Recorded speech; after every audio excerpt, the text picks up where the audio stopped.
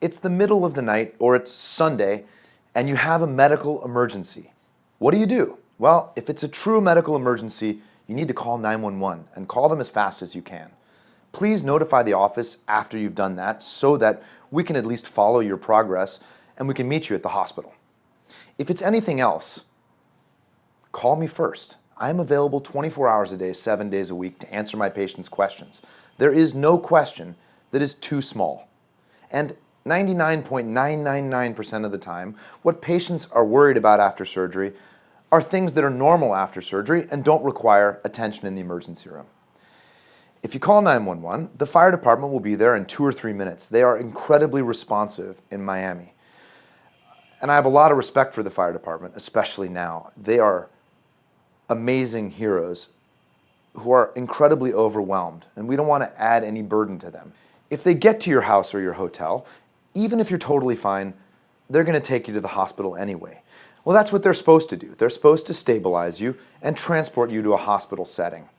Once you get to the emergency room is also overwhelmed these days, and they're going to do a lot of things. They're going to get a CAT scan and an ultrasound. They're going to cut off your garment with scissors. They're going to usually admit you overnight or for longer to the intensive care unit, and most patients will get a blood transfusion.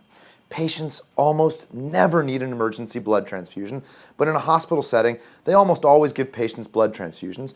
And I don't blame the hospitals for doing what they do. Emergency room doctors and hospitals don't understand our patients the way that we do. They don't understand what is normal and what's not normal, and they tend to do things that we wouldn't necessarily need to do for our patients. We can answer your questions a lot better than the hospitals can. And unfortunately, a lot of times patients end up with a huge bill because not only are the services in a hospital, but they're in an emergency room. And even if you have insurance, a lot of the times, the insurance company will only cover part of the bill. Sometimes the insurance company will reject the entire bill. Don't hesitate to call the office. If for whatever reason we decide that you need to go to the hospital or the emergency room, or if you need a diagnostic study that can't wait until the next morning or till the end of the weekend, I'll at least be able to tell you which hospital to go to. I can send you to a hospital where I have privileges, so I can be the doctor taking care of you and making your decisions.